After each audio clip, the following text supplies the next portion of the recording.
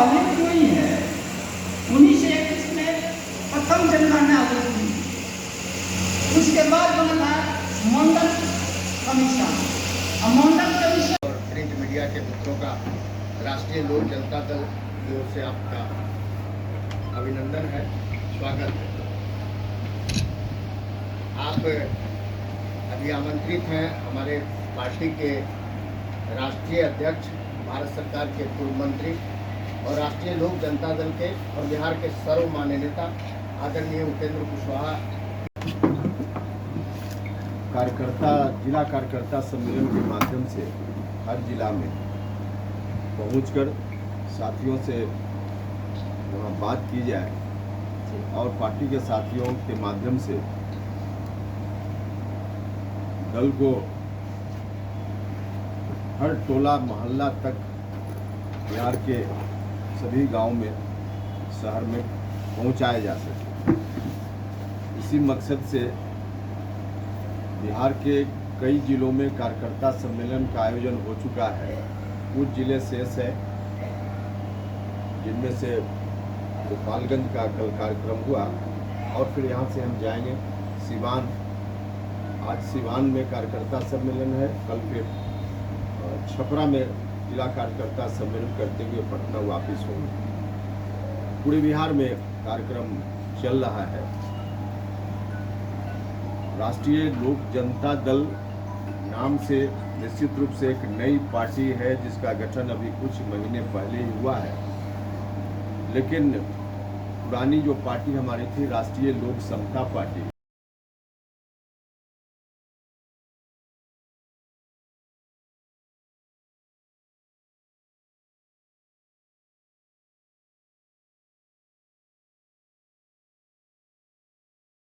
भर में पहले से था ही, इसलिए पार्टी बनाने में कोई कठिनाई नहीं हुई।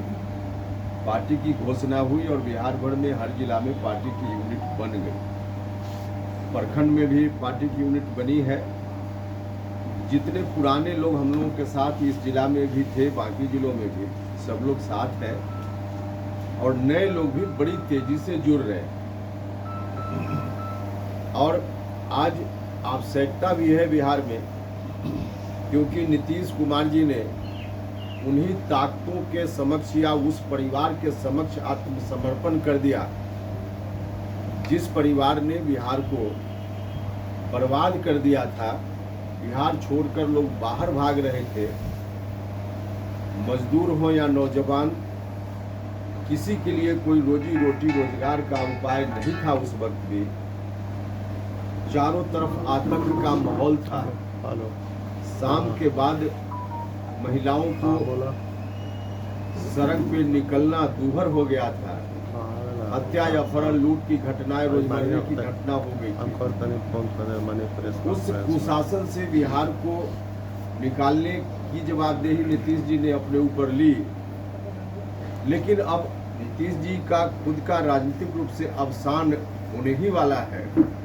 अब विदाई के समय नीतीश जी उन्हीं हाथों को फिर से बिहार को सौंपना चाहते हैं जिन हाथों ने 2005 के पहले बिहार की स्थिति बना दी थी। अब इसका नतीजा है कि अभी 1 साल हुआ, महागठबंधन में दोबारा नीतीश जी गए और अभी आधा अधूरा आरजेडी के लोग सरकार में है। तब फिर से जंगल राज 2 की वापसी दिख रही है। अगर फुल फ्लेजेड आरजेडी के हाथ में सत्ता चली जाएगी तब बिहार का क्या होगा, उस वक्त जिन लोगों ने देखा है, महसूस किया है, कल्पना कर सकते हैं। उसी तेजस्वी यादव होंगे जिस मुकाम के लिए, जिस सोच को लेकर के उन्होंने गठबंधन किया था। होना चाहते हैं लेकिन नहीं होने देंगे हम लोग, बिहार के लोग नहीं होने देंगे। कोशिश तो है ही उनकी, लेकिन बिहार के लोग नहीं होने देंगे, यह बात तय है। तो नीतीश कुमार की क्या मजबूरी थी कि उन्होंने भ्रष्टाचार, जैसा कि आपने कहा कि उन्होंने कहा कि भ्रष्टाचार से समझौता नहीं करेंगे, लेकिन फिर समझौता कर लिए। इस सवाल का बेटर जवाब तो नीतीश जी ही दे पाएंगे। आपको क्या लगता है? लेकिन हमको लगता है कि नीतीश जी अब खुद राजनीतिक जो उनका अवसान है खुद कहा ही है उन्होंने, कई बार कहा है। अभी तो 2-3 दिन पहले यहाँ तक कह दिया कि हम दुनिया से जाने वाले। तो नीतीश जी जब जा रहे हैं, नीतीश जी के मन में देखिए कोई दूसरा व्यक्ति फिर उनकी जगह जिस सामाजिक समूह को रिप्रेजेंट करते हैं वहाँ से कोई दूसरा नेता न आ जाए, इसलिए चलो जिसके खिलाफ नीतीश जी की राजनीति पूरे जीवन भर में वही राजनीति रहे। नीतीश जी के मजा है जैसे कोई बच्चा दिन भर घरौंदा बनाता है, खेलता है और शाम में वापस जाने लगता है तो लात मारकर तोड़ देता है कि कोई दूसरा इसमें खेल ही ना पाए। तो नीतीश जी की यही मंशा है कि वो जिस सामाजिक वर्ग के लोगों ने शुरुआती दौर में उनका साथ दिया, सहयोग किया, वहाँ से कोई दूसरा व्यक्ति न आ जाए।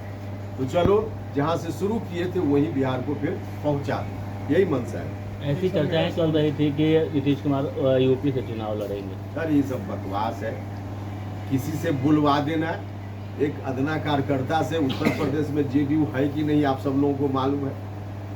लोगों को ना समझ रहे होंगे, लेकिन बिहार के लोग ना समझ नहीं है, सब लोग बिल्कुल समझ रहे हैं। और बिहार किसी भी हाल में पीछे नहीं जाएगा, बिहार आगे बढ़ेगा।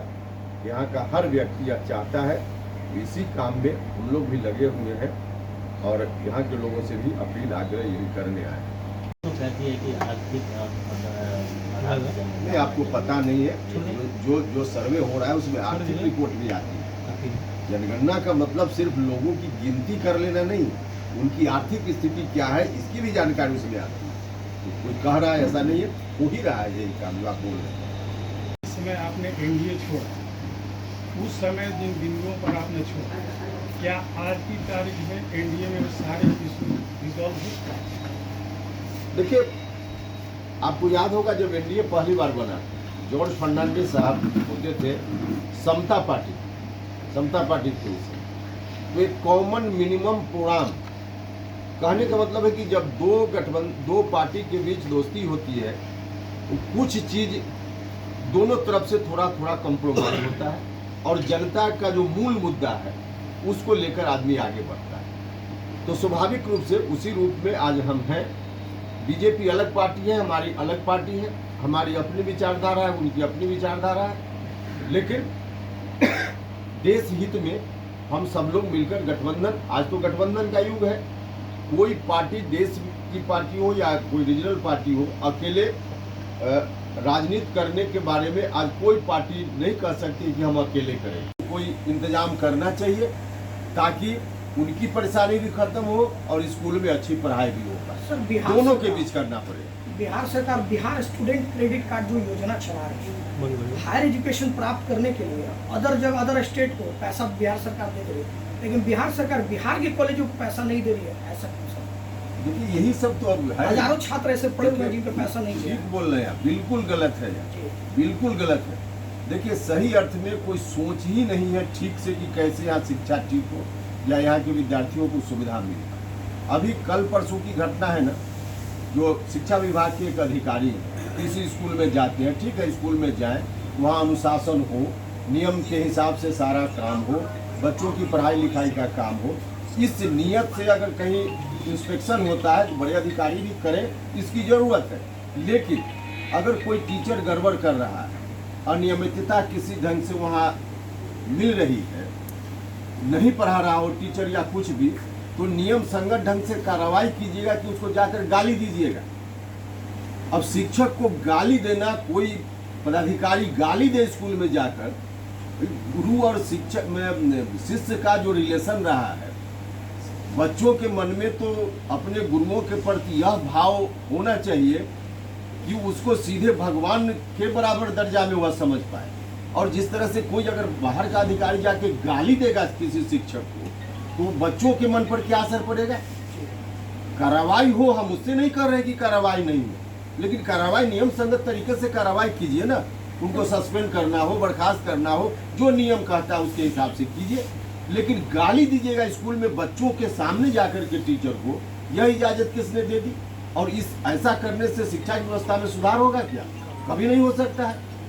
जब बच्चों के सामने उनके टीचर को कोई गाली देगा, कोई अधिकारी आकर, बच्चों के मन पर क्या असर पड़ेगा? मेरे कहने का मतलब है कि बिल्कुल ऐसे ही जो मन में आए करते रहो, कोई ढंग से सोचने की जरूरत ही ये लोग नहीं समझ पा रहे कि कैसे शिक्षा व्यवस्था में सुधार। एग्जाम जो लागू किया है इसको क्या कहेंगे सर? जबरदस्ती करें कि बीपीएससी एग्जाम लेंगे, मान लीजिए बीपीएससी एग्जाम दे करके फिर शिक्षक ही क्यों बनेंगे? नहीं देखिए, इसको आप सीधे एक डिसीजन से जोड़ कर देखिएगा तो व्याख्या गलत हो जाएगी। बीपीएससी या किसी आयोग के माध्यम से टीचर्स की बहाली हो, अगर याद होगा आप लोगों में से किसी को, जो शिक्षा सुधार आंदोलन हम चलाते थे उसमें हमारा प्रमुख डिमांड यह था। और यह बात नीतीश जी को समझने में 18 साल लग गया। नीतीश जी ने डिग्री लाओ और नौकरी पाओ की जो पॉलिसी लाई, उसके चलते क्वालिटी एजुकेशन का कितना गिर गया। अब उसमें सुधार की जरूरत है। तो आज की तारीख में अब नीतीश जी तो सीधे तुगलकी फरमान लाते हैं। अब जो बच्चे इंतजार कर रहे थे, पहले कहा गया कि ट्रेंड होना जरूरी है, ठीक बात है। उसके बाद कहा गया कि सीटेट एसटीईटी होना जरूरी है, तो बच्चों ने वह कर लिया। और उसके बाद अब कहा जा रहा है कि परीक्षा दीजिए। भाई कितनी बार एक्सपेरिमेंट कीजिए, यही काम शुरू में कर देना था। जो इतना विलम्ब से कर रहे हैं जिसके चलते परेशानी हो रही है। अब जिन लोगों को लग रहा था इतना दिन पढ़ने लिखने के बाद कि अब नौकरी मिलने वाली है, और उसके लिए अब सीधे उन्होंने कहा कि अब बीपीएससी में जाइए, यह जो तरीका है ना, यह तरीका पूरे तौर पे गलत है। लेकिन टीचर की बहाली में जो प्रोसेस है उसमें परिवर्तन हो, इसकी तो आवश्यकता है।